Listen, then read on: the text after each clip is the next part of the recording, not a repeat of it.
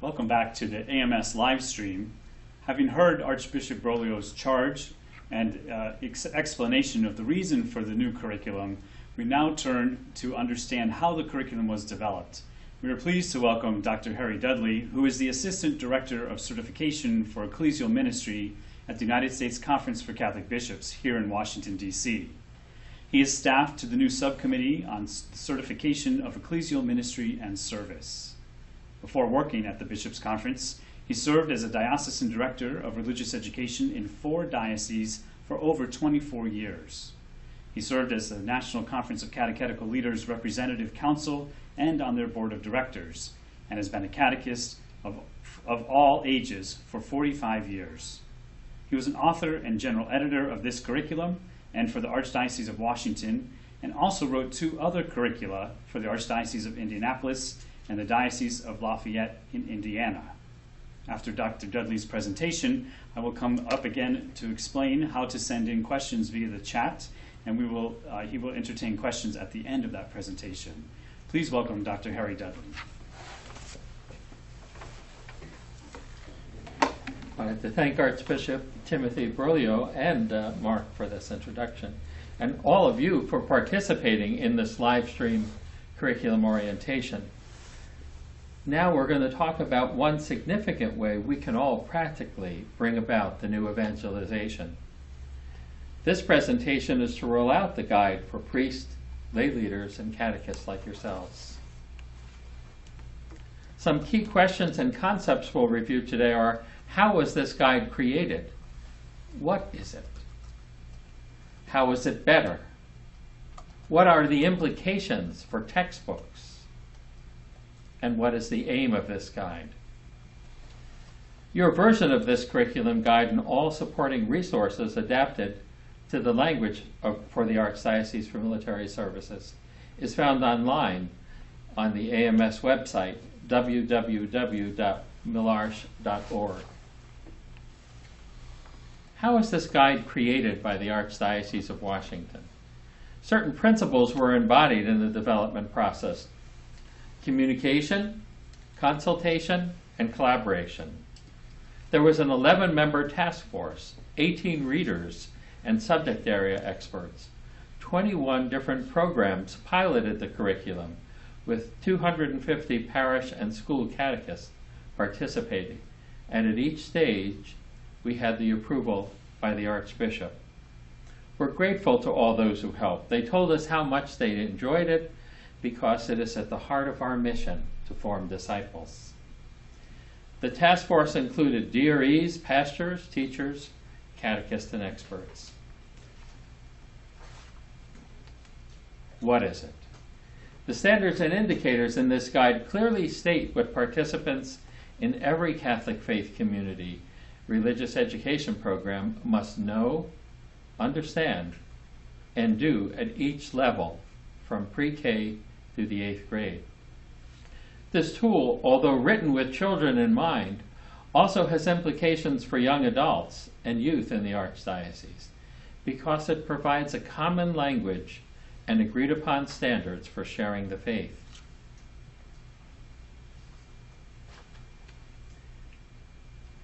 An effort was made to incorporate the emphasis in Vatican Council II.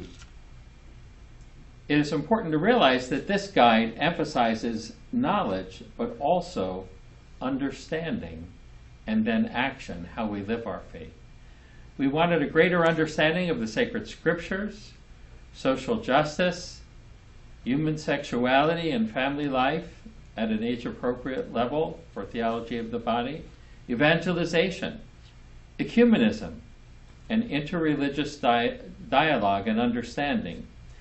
These aspects of our faith have been emphasized by every pope since the Council.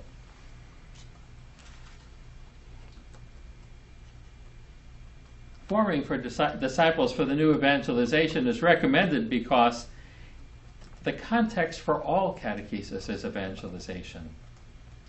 It helps us to better connect faith and life, and its emphasis on the 6 key elements of a Catholic life lived. Adding to the 4 pillars of the Catechism, how we live in the community, the Church, and how we as individuals and community live in service to the mission to the world through apostolic activity helps integrate faith so it can be well lived, and we understand the importance of living that faith in community. I'd like you to briefly think about one truth of the faith that you learned as a child. What was it, and how did you learn it? Our bonus question is, what impact did this truth have on your life? We encourage you to send your comments by chat.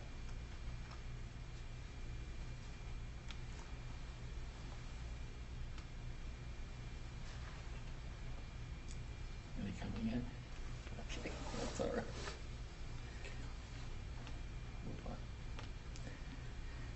What I'd like to do as you're thinking about these things is to show you the chart that shows the key elements and the standards and how they relate to the 4 pillars of the Catechism of the Catholic Church. Let's look to the chart in the introduction, which would be found in your guide on pages 3 and 4. This is page 3 of those charts. You can see there are 4 columns. The first column notes the 4 pillars of the Catechism. The second column has 4 of the 6 tasks of catechesis from the General Directory for Catechesis. And the third column notes the standards. These are the core items that students must know, understand, and be able to do regarding the faith. These are the foundation of the whole document. In the next section of the chart, there we see that the 2 key elements of a Catholic life lived and formation in the faith were a contribution of Blessed John Paul II. They were incorporated into the General Directory for Catechesis and our National Directory for Catechesis in the form of the 5th and 6th tasks of catechesis. The 5th task of catechesis, that is, that catechesis prepares the Christian to live in community and to participate actively in the life and mission of the Church, is the first one listed on the left-hand side. The 6th task of catechesis promotes a missionary spirit that prepares the faithful to be present as Christians in society. And as you can see, the standards are clustered around the aspects of Catholic life to which they most closely relate. How is this guide different? This guide will challenge all of us to grow. First, because it's standards-based and it's tied to its own assessment, but also because it's spiral in scope and sequence. We'll go through each of these 3 points in some more detail. What is meant by standards-based? In the field of education, a standard is a term which defines a cumulative body of knowledge and a set of competencies that is the basis for a quality education. They express what all program participants must know, understand, and do at each grade level, but they do not dictate how they are to be taught. There's a big difference between teaching straight from a textbook and the new standards-based curriculum. Textbooks can vary greatly in how they cover materials. Standards can help provide a consistent focus and language no matter what text is used. Standards are consistent from preschool through 8th. Everyone knows what the form Catholic should look like when they grow up and are confirmed. A standard is a statement of what they must know, understand, and be able to do. The standards are broken down further into indicators of what that child should be able to do at their age level and their grade on their journey to a mature adult faith. This can help the different partners, priests, parents, lay catechetical leaders, and catechists involved in the process of teaching the faith. This also means a greater chance of equal opportunity because of the equal expectations, no matter how big or how small your program is. With standards-based instruction, assessment can also be consistent.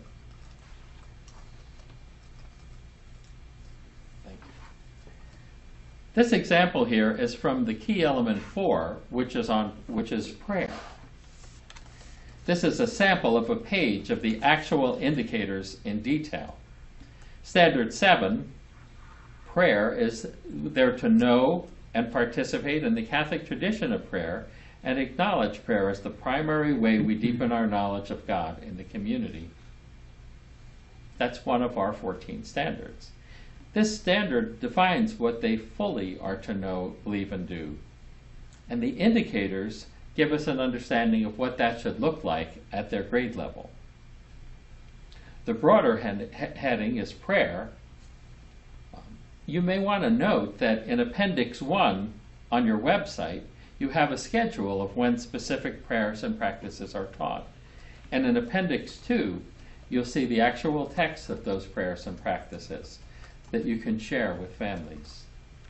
Let's now look at the indicators. Each standard in turn is indicators for each grade of what must be known, understood, and done. The indicator states what the catechist needs to accomplish for each child in each area at each grade. Note that the columns to the right provide correlations to the Catechism of the Catholic Church, the Compendium, and the United States Catholic Catechism for Adults. This is so that adults at their own level can find a resource for greater understanding. As we look at the curriculum, let's look at the numbering system. The first number stands for the grade, here grade 1. The second for the standard, here standard 8, or the Catholic Church. Then the third number indicates the appropriate indicator for what should be known or understood or done. In this case, indicator 1. State that the church is a place where people gather to praise, thank, and worship God. The underlined word church indicates that it is a word that should be learned. Your Appendix 3, also on your website, offers a complete glossary, and that will help you as you help them learn those words.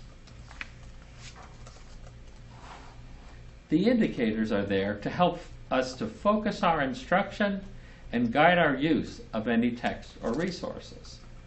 This allows us to have a true alignment of language, instruction, and assessment.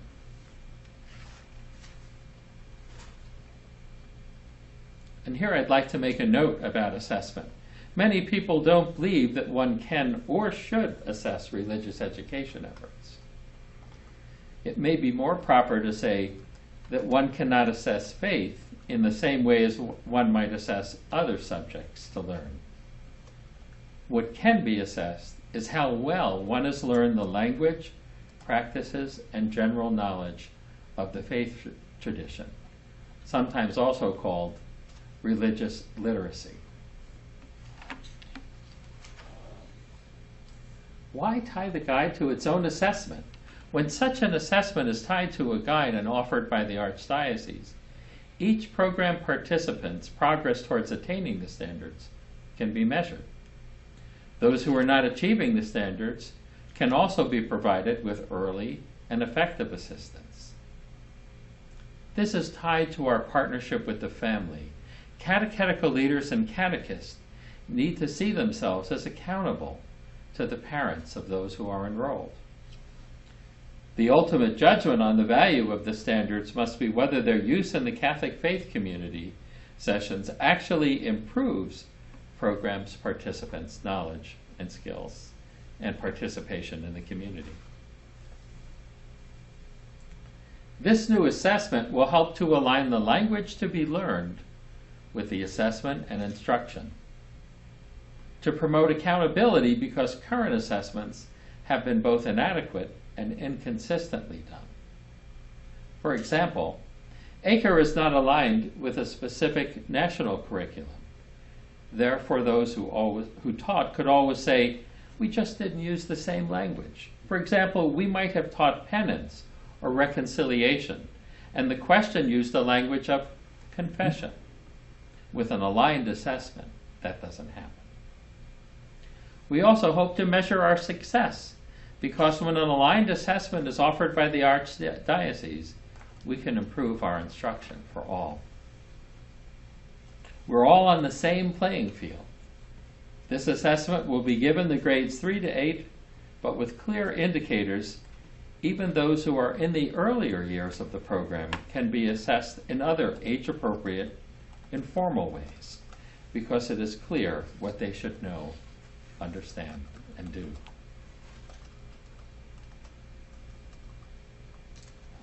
Now let's take a moment to discuss among yourselves with those teams that you're with today, how might this new guide be a resource for the new evangelization?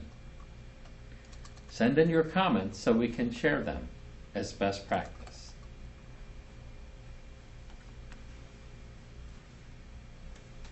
Should I wait here?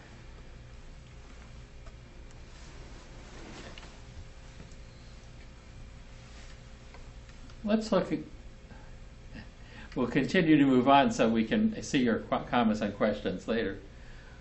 What's meant by a spiral scope and sequence? The learners return to each topic each year in an ever deeper fashion. By following the same sequence of ideas, one after the other, a learner has a better chance of retaining it. In a single Catholic faith community, all ages can be studying the same theme at the same time. And homilies might also cover some of the same topics to help families go deeper. So this would allow intergenerational learning and cross-cultural teaching. It will allow that to be much more possible. Here are some examples of how spiral scope and sequence works from key element number 6, which is the missionary vocation.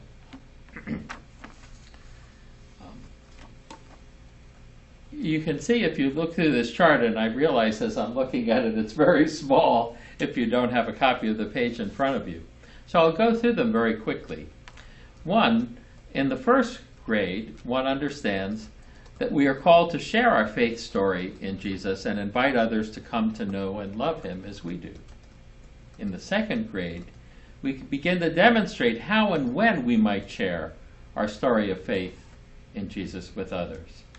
In the third grade, we report the meaning of the word evangelization, one of those underlined words, to proclaim Christ and his gospel by word and the testimony of life in fulfillment of his command to go make disciples. In the fourth grade, we realize that Jesus calls all who follow him to go and make disciples, as it says in the Gospel of Matthew in verse 28. In the fifth grade, we realize that disciples of Jesus are not only called to continually change and reform their lives in light of the teaching of Jesus, but to share what they have learned from him in and through the church with others. In the sixth grade, they illustrate that individuals as well as society and culture are called to continual change and reform in light of the teaching of Jesus. And in the seventh, they explain why the example of our lives as Christians is as important as what we say about the gospel of Jesus. And in the eighth grade, we challenge them to give an example of how they would defend their faith to someone who criticizes their belief in Jesus. So you can see how a standard regarding what to do moves from understanding simply how we share our faith to how to defend our faith in the later years. What are some of the implications of this guide? First, clear expectations for the teaching of the faith, accountability through assessment, and a greater opportunity for all the partners in the catechetical process to return to each topic each year, but in an ever deeper way by using the resources provided. What are some additional resources that have been created to help in the implementation? In the next session, we'll review what resources are being provided on the Archdiocesan website. The Catechetical Leaders Manual is provided for priest and lay catechetical leaders on www.malarch.org. There will also be special segments provided for catechists and parents. What does all of this mean for textbooks? There's no need to change textbook. Use the USCCB, the Bishops' Conference Conformity List, to select textbooks that meet the needs of your Catholic faith community. Over time, textbooks will be reviewed in light of how well they align with the Archdiocesan curriculum standards. The standards will help catechists to know what to focus on in the textbook, and that's the most important, especially for volunteers. Publishers will do correlations of their series to the curriculum guide, so everyone can clearly see when additional resources might be needed. Best resources will be collected, shared, and made available online on your website. What's the aim of this guide? The whole goal is to support integrated planning and preparations across all sectors of the Archdiocese for Military Services USA, including our communities and our families.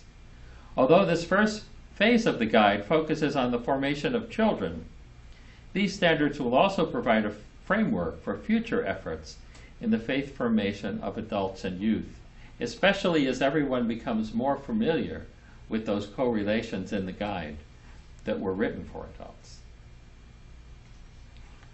These guidelines focus on the need for mutual and respectful collaboration, communication, and consultation.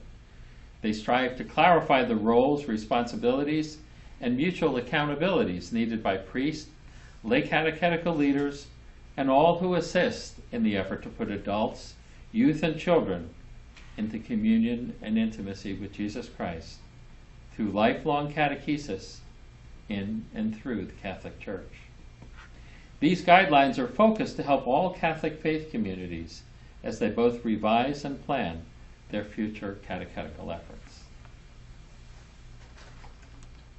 Next steps today, we'll review what resources will be available to help you, your catechists and families, and clarify expectations for each of your roles. You'll have an opportunity to give input on what additional resources are needed for full implementation in the next program year, starting in August this year. We will also continue to gather your questions and post answers online for those we were unable to cover during this session. Thank you. And now I'm open for the questions that may have come in. Thank you, Dr. Dudley. We do have some questions that have come in, and as we prepare for looking at some of these questions, we would invite you who are watching the live stream right now to go ahead and continue to type some questions or concerns you may have in the chat box. You might be doing that for yourself, or you might be representing questions that are in a group or a number of you who are gathered together. So whoever it is in your area who is registered to chat, please feel free to go ahead and send those questions in at this time, and we'll try to cover some of them, as many as we can. And those that we are unable to, we will go ahead and record and find answers and post them on a frequently asked questions section on the AMS website. So Dr. Dudley, one of the initial questions that came in as you were presenting was a concern about requiring a lot of parent participation with prayers. This participant said that sometimes we don't always have parent help. So what happens when the parents, don't meet those requirements? Well, the most important thing for parents is what we thought of parents when we wrote this. One, we wanted to be sure that not only the catechist, but the family had the resources they needed. Often, the reason parents are afraid to help is they're afraid they don't know the prayers themselves or the things to be taught. That's why there are these resources that you can share with them. I think when you give them the resource and give them the prayer, they can learn it together with their child. So I think you'll find that to be so. Thank you. Another question came in from a participant who indicated that in reviewing the curriculum, they found it had a lot of similarities with what they're currently using. And their question was, how do we feel that it is different from what they might currently be using already? Okay. One thing is that what they will find is that this guide will help them to focus on the aspects of the materials that they now use. Sometimes publishers provide a lot of additional resource material that you don't have time for in a volunteer program. So the guide will help you to focus on what's essential. And I think that's how you'll find it helpful. It will complement rather than replace what you're doing. Okay. We have another question asking, how detailed will the textbook publishers' correlations be?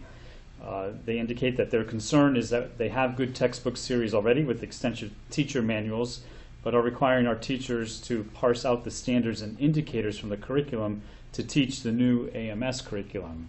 Is there a good way to help bridge the gap between the resource textbook that they use to be able to teach toward the curriculum? One thing that we encourage, and I've been through this process already in one diocese, so I have experience with this, is we designed the material, the tables, so that we could send the tables themselves to publishers so they can show in what sections of their text the various standards are covered. So in a sense, you could use the checklist that they developed to be sure you're covering everything in the guide. I do think that most of the publishers were grateful for that and found it was fairly easy for them. What you want to look at is be sure that the references they make actually are in the depth that the guide and indicators indicate should be covered. Okay, another question we have, if catechists want to create their lesson plan around the guide objectives, would it be necessary to use other curriculum or allow them to use the Catechism of the Catholic Church and Bible for lesson plans? Well, the Catechism of the Catholic Church and Bibles will be an excellent resource, and the guide will actually tell you what sections of the Catechism and what sections of Scriptures would be helpful. That's why we did the correlation. You'll often see the specific references to Scripture in the actual standard, which we did to help catechists and parents to know where this came from, where the language came from, where the story came from. So I think you'll find it helpful. A practical question came in that just came in now, asking, do we have a sense of an idea of what extra workload or requirement would be required of the catechist, the grade level catechist, to develop a new lesson plan? I think what you could use, the catechist can use the guide to help them to see what they already cover. And as they look at that, they'll see, are there things that perhaps haven't been emphasized in the text or haven't been emphasized in their previous lesson plans? And then it's hoped that then they'll know what new things they need to develop. So it should be very affirming. If you're using a series well and it is well aligned, you shouldn't have major changes. You should really see what additional resources you might need because the text doesn't cover it. But I think that's pretty well how they'll find it's a bridge. The guide itself will be a bridge between the text, what they've done, and what they're now being asked to do. Okay, thank you. Another question came in about textbook correlations, a curious question about when they would be available and how they would gain access to them. That would be within the next 2 to 3 months. Okay, so in the 2 to 3 months, we will have those correlations available, and I imagine they would be posted on the website of the Archdiocese. And I'm getting a head shake, so that's helping us to answer that question. I think so. Okay, good. There are a couple other questions. One had to do with the idea of the assessment. When will the Archdiocese give assessments? That is something that is in process right now, but will be available before the implementation. And another question that I think we can go ahead and add to Jose's list of questions that are coming in when he presents has to do with who will be responsible for those assessments, and where are they reported to? Do they go to the Archdiocese, or are they for the local level? That's a good question. We'll go ahead and make sure we ask that one of Jose, because I think it really works around some of the practical questions for the implementation of the curriculum itself. There are one other one. One question was, is this a mandatory curriculum? In other words, are the installations required to do this? And from your experience with implementing curriculum, I think you probably have a good answer for that. Yes, from my understanding, yes, it is. Very much so. And I think once one becomes more familiar with it, they'll realize that it's affirming for the good things that are already done, and helps us all to stretch a little further to be sure that the good things we do, as the Archbishop said well, we do even better. Okay. There are several other questions that are coming in. And here is one that just arrived. Do people who pass their assessments get gift cards or other bonus points? Good suggestion. That's a good suggestion. It sounds like a local decision. Oh, yes. You know, you do what you can with the resources you have. Yes. Often simple recognition of doing well is enough, but and as I remember from the good sisters and Christian brothers who taught me, often a prayer card or some recognition, a certificate even that you design yourself for them, helps them to know that what they did well, and affirms the family too. Okay. I think the parent should get a certificate too. Yes. At least a gift card. Right? A gift card. That's right. Another question asking in the same vein, are the assessments tied to the receiving the sacraments? In other words, does someone have to successfully complete these assessments in order to get confirmed, is the actual question. That might be a question that we give to Jose as well. I think that's a good practical question that will come up in the second part, so we'll go ahead and make a note of that as well. Good. And let's see, sounds like the teacher deserve rewards for their prayers too, and I think I would agree with that. I would Yes. agree with that 100%. Great. Well, the good news is we are a little bit ahead of schedule, which gives us some time to take another break. We appreciate, Dr. Dudley, all the insights that you have given us, and we're very, very grateful for the extensive work that you have done to help our church to really focus on how to share our faith. So we will take now another 10-minute break to give you some time to stretch, to go get a drink of water or some nourishment so that we can continue. We will then come back and have a presentation by Mr. Jose Amaya, who will talk about the practicalities of the resources to help support the implementation of this new curriculum, and some of the questions that you have already indicated that you have a great interest in, we will go ahead and pose to him as well. So go ahead and continue to think of other questions, and he will present, and then we'll also field questions at the end. We will now continue with our break. Thank you very much. Thank you.